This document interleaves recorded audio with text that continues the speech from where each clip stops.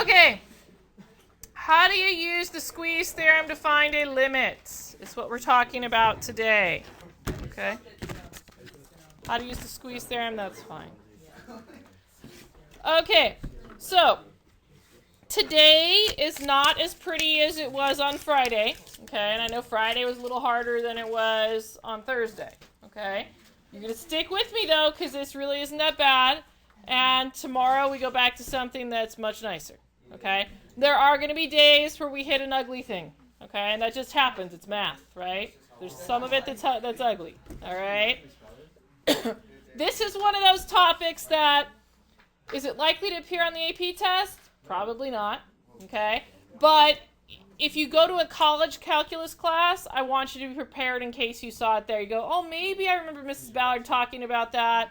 I could go back and look at my notes. Okay? All right. Go ahead and write that down. Okay?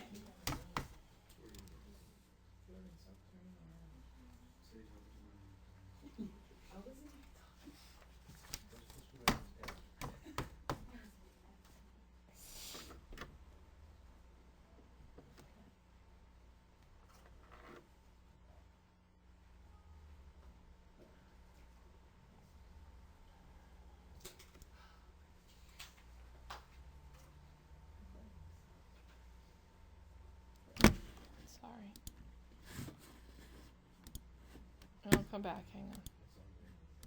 There you go.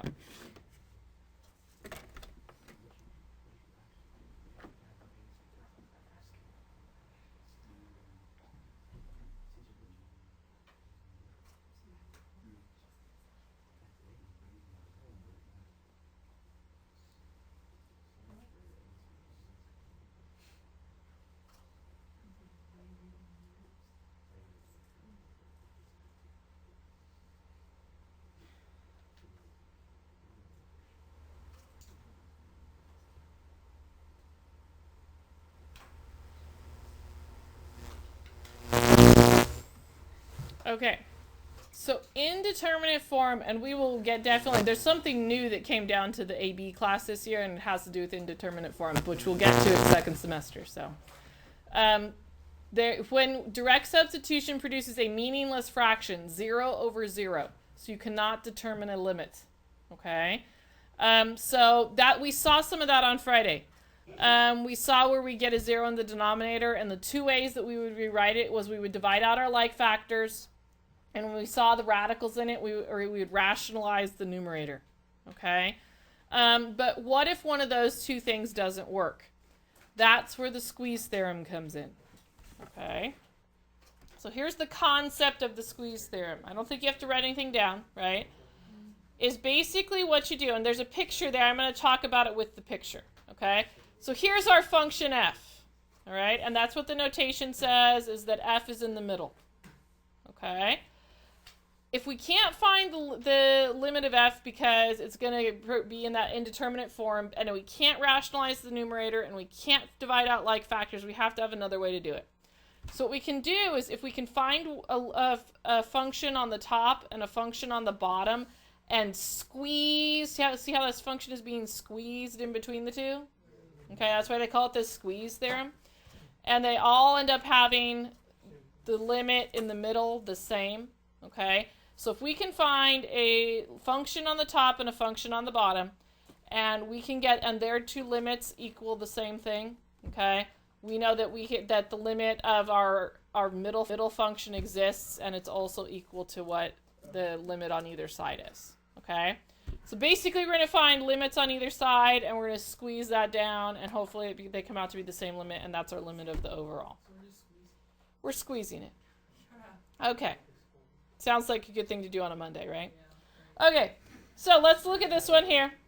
And again, you guys, it's going to seem strange. We're going to go with it today, and we're going to move on tomorrow, okay?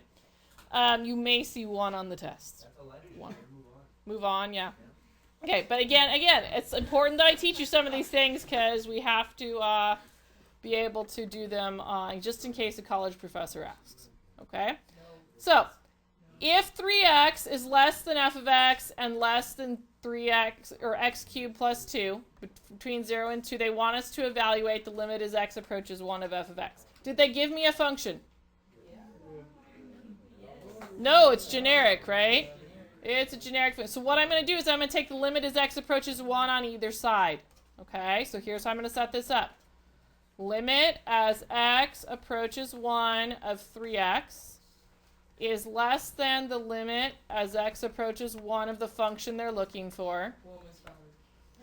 Is less, all I did was take that line that's there and I put the limit as x approaches 1 in front of everything. That's not that big of a deal. You can do that. Okay, I'll slow down and let you write it down.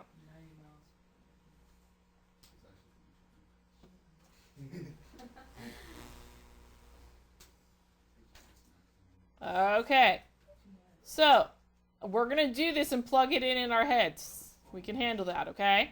So in order to find this limit, I'm going to use direct substitution like I learned last week. What am I going to plug in? 1. What's 3 times 1? 3.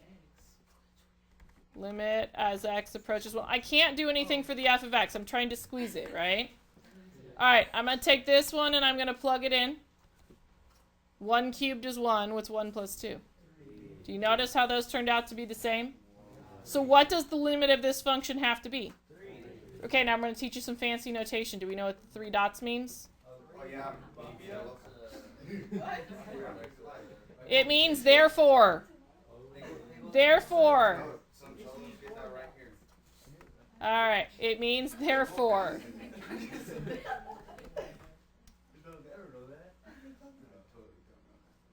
Okay.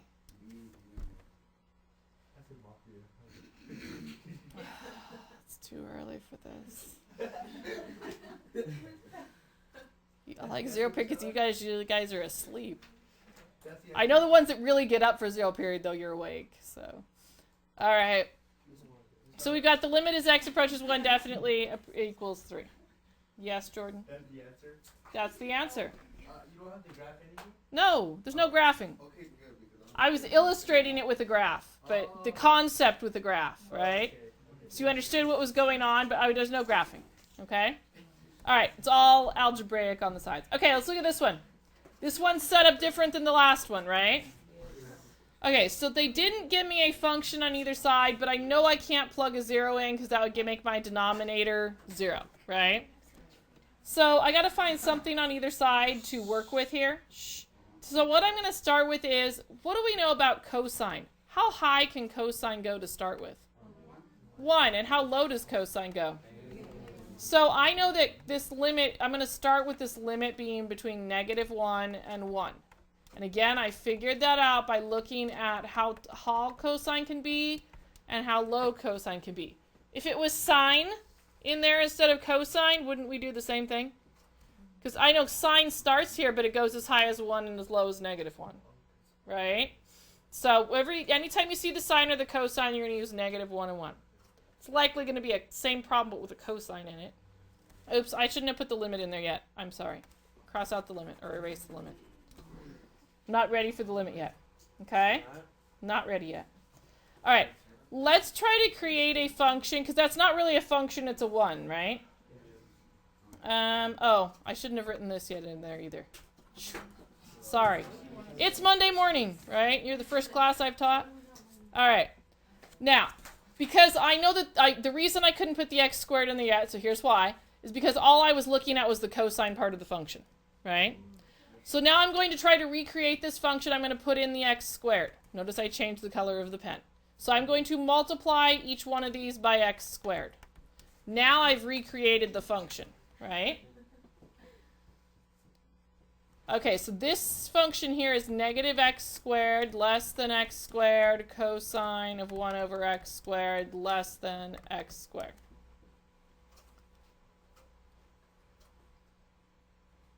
All right, now I'm ready to take the limit of each side, because I could take the limit of x squared and x squared, couldn't I? What is the limit going to approach? 0. Good. So the limit as x approaches 0 of -x squared is less than the limit as x approaches 0 of x squared cosine of 1 over x squared is less than the limit as x approaches 0 of x squared. So everybody write that down. Okay? So all I did in that step was I added the as x approaches 0 part. Limit as x approaches 0 part.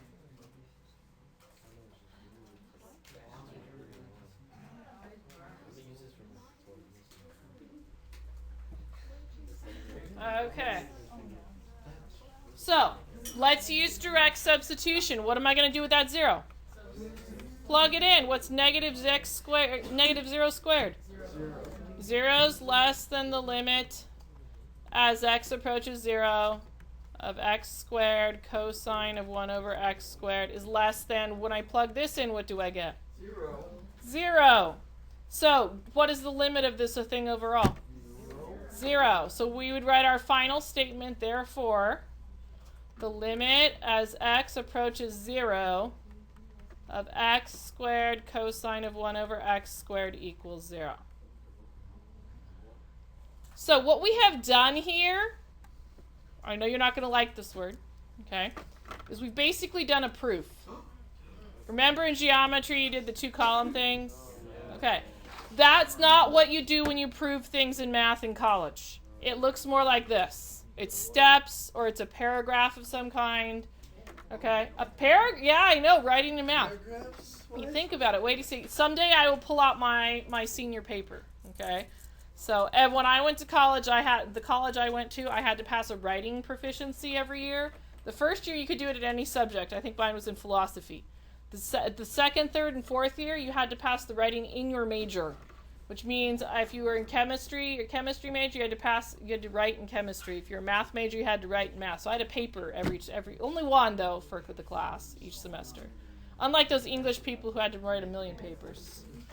So, okay, we're gonna do this again. Again, it looks a little bit different, right? So instead of them giving me what the limit approach is, they told me a c value. All I'm going to do is take that and plug it in for the c. Okay? It's most similar to the first one versus the second one. They gave me a function on either side, right? They gave me a generic function in the middle. I've got to squeeze it. So I'm ready to write in my limits. What am I going to write? My limit as x approaches what? 0. We already talked about that. And we're going to write that for each one of these. Limit as x approaches 0 of f of x.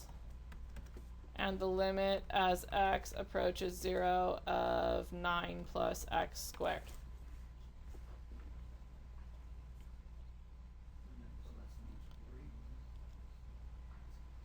Okay. What am I supposed to do now? Plug in the 0. Okay, so when I plug the 0 into this one, what do we get? 9. So x approaches 0 of f of x. When I plug the 0 into this one, what do we get? 9. Therefore, the limit of our function is 9. So really not so bad. It looks awful, right? That one, because we did the other ones, right? That function was much easier, yeah. If they don't match, then the squeeze theorem didn't work. Okay? If they don't match, it doesn't fit. It doesn't satisfy the first part of the theorem, so the second part of the theorem doesn't work. Okay? It doesn't satisfy the if, then the then part won't work. Okay? Are we going to give you one that doesn't? Not likely. All right? Okay, we're going to switch gears here now, and we're going to talk about position and velocity a little bit. This is the first introduction to this in here. Eventually we have another way to do this, okay, but this is the way they start teaching it to you with limits, okay. So it gives us a function, that's our s function, which gives the height in meters of an object. So this is the height function, okay. Position is always a height of some kind, has fallen for t seconds from a height of 500 feet. The velocity in time t equals a seconds is given by, so this here is the velocity. It's a formula, okay? It kind of looks like the slope of a line formula, right? Y sub 1 minus, or y sub 2 minus y sub 1 over x minus x sub 2 minus x sub 1, because those are y values and these are x values, Okay? All right. The velocity of an object, so they want us to find the velocity when t equals 2. They told us that that's the formula for velocity. We're going to plug into that formula. Okay, so let's do it. The limit as t approaches, what did they give me for the a value? Did they tell me? Look right here. 2. Okay, so we're plugging into that. They want me to find, so anytime I see the a, I'm plugging in a 2. So this is really the a value, even though it says t. Okay, so s of 2 minus, we're going to leave the t's in the back part. Okay, 2 minus t. Because note, the reason we're putting in the t for the a is because they tried to confuse us right there. They said that t equals a.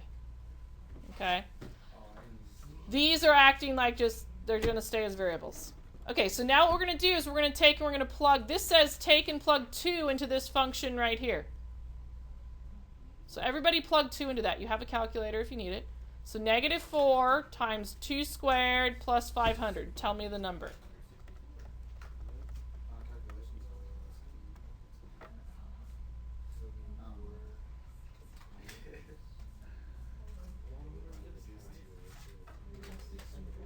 How much? 564, are we sure? 484 is what I have written down. Check it again, because we had some discrepancy. Oh, okay. All right. Then this part of the instruction here, so listen carefully. Shh. So this part of the instruction said take the function, plug in 2, right?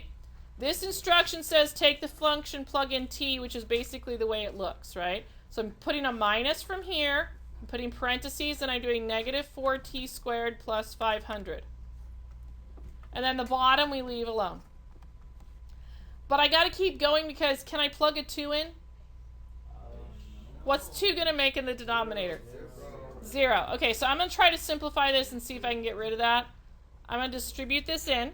So the limit as t approaches 2 of 484 plus 4t squared minus 500. Everybody okay and with me? All right. So the limit as t approaches 2, let's clean up the top here. I'm going to go 4t squared. What's 484 minus 500? Good. In this same step, because I've done this problem a bunch of times and I can kind of see what's coming, whenever we see this written backwards, it's a good idea to go ahead and switch it to the other direction. Right? We'd like to see the variable in front, and you'll see why here in a second. Okay? All right. What are we going to do with that numerator, do you think? One of our favorite math F words. Factoring. There you go. Okay? All right, let's see if we can do all this factoring ahead. The first thing we want to do is plot a greatest common factor. What goes into both of these? 4. What would be left behind? Don't write it down, but what would be left behind? What does that factor into? 2 minus 4, t minus 2t plus 2, right? Okay, now let's look at the denominator. Let's take a negative 1 out. So that's going to swap the signs, right? Why did I do that? If we didn't do that, nothing would cancel and we'd still have the 0 in the denominator. So do you see the little trick? Whenever you see this backwards, flip it around and then you factor a negative 1 out. Okay, and it usually will end up canceling with something. All right, so that goes away. I'm going to clean this up. Limit as t approaches 2, I'm going to group the negative up top. So negative 4t plus 2. Now is it okay to plug into? Yes. Yeah, so I'm going to take my limit away now that I'm plugging in. 2 plus 2. 2 plus 2 is 4 times negative 4 is what? Negative 16. It was a lot of work for that. Eventually, you guys, remember in math, we always show you the longest way to do something and then we make it easier and easier and easier, right? We will get an easier way to do this eventually. Okay? But this is what we're learning limits right now, so this is the name of the game. All right, we got one more to do. Yes, you might need the part of your summary space. I don't know why I have this space like this. It needs more space, probably. This one has a lot of arithmetic in it, okay? All right, so, shh. It wants me to calculate at what velocity will the object impact the ground. So what's the height of the object when it impacts the ground? No. When the object hits the ground, what's the height? 0. Okay, so it's always 0. So I'm going to set this thing equal to 0 and get the time at which it hits the ground. Okay? So negative 4t squared plus 500, I'm setting it equal to 0 so I know when it impacts the ground. All right. Basic algebra. What are we going to do with the 500? Subtract it. Good. What are we going to do with the 4? Divide it. What do we get?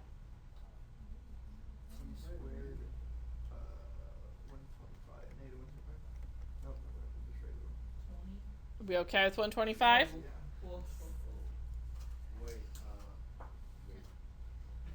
We all right?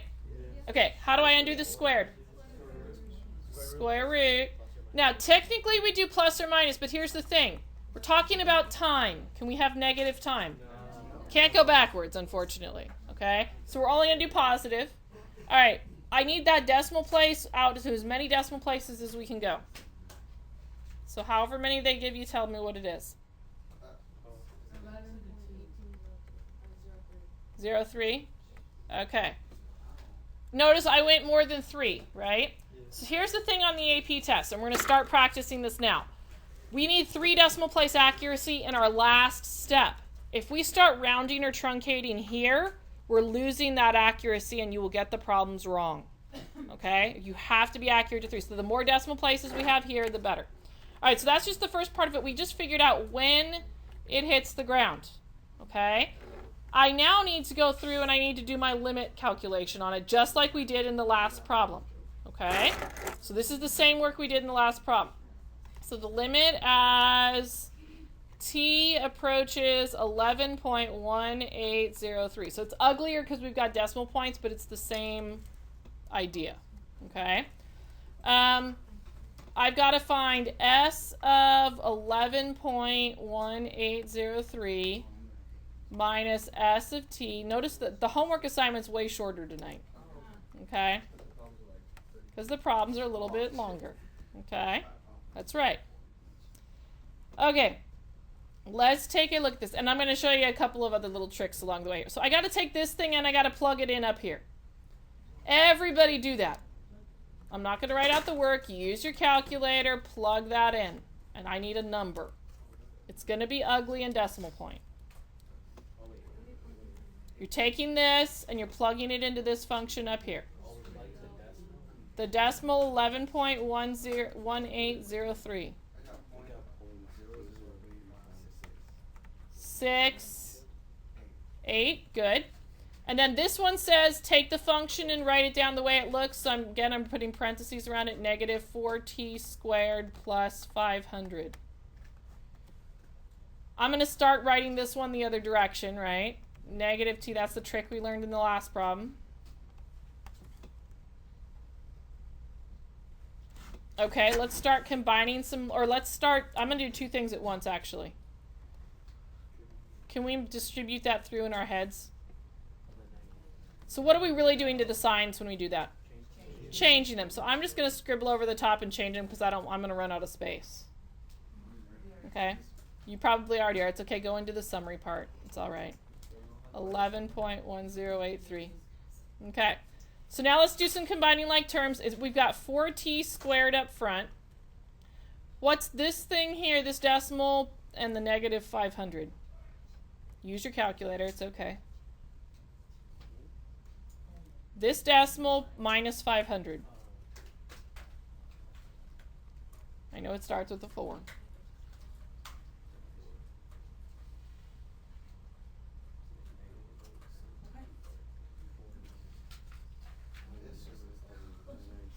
Nine what? 9 that. We okay? Lots of 9s. Oh, 6, and it's got some 4s after it. Is that good? You don't have the 4s? Okay. All right, so let's work with that. The next thing we did, so look at what we did in the next problem. What did I factor out? I took the leading coefficient out, right? So let's do that. So divide this thing by 4. You guys, it's not the calculus or the algebra bogging out, it's the arithmetic right now that you're groaning at. Okay? Yeah, we got to work with decimals. You're in calculus, you can do decimals. Okay? Especially when I give you a calculator. All right, so pull out the 4, what's left behind?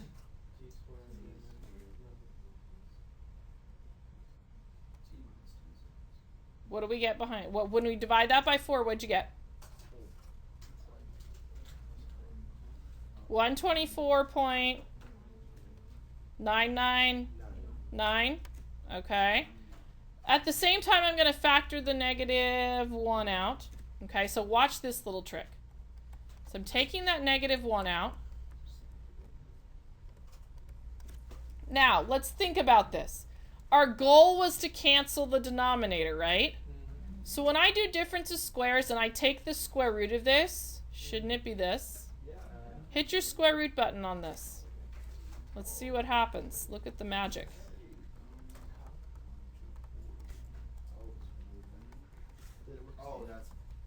Did it work? Did you push the button, Sage? You have to push the buttons. 0.1803, and this would be minus 11.1803. If you were pressed for time on the test and you knew that pattern, did you even need to push the buttons? No. All right, what happens now? They cancel. Okay, we're now ready to kind of plug in. I'm going to have to finish my work over here in this corner. I apologize for that. I don't usually like doing that, but sometimes I just run out of space. So the limit as t approaches 11 point, I'm going to clean it up, and then I'm going to plug in. Okay, so we've got a -4t plus 11.1803. I'm going to show my step, but I would if I were you, I would just plug it into the calculator.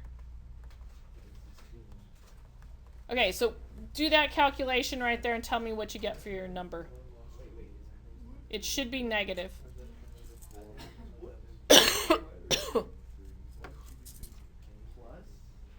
It's a plus in there. Why? Because this was part of the function and I had to plug one in by direct substitution. What do we get? 89.442. Okay, this was a velocity measurement. Do we know how we would label velocity? Good. Meters per second. Some of you, if you've taken physics, that sometimes helps us with the calculus. If you're currently taking physics, the calculus will help you with the physics. So, all right, I know today was not pretty. I get that, okay? Tomorrow will be better, okay? This is homework 11.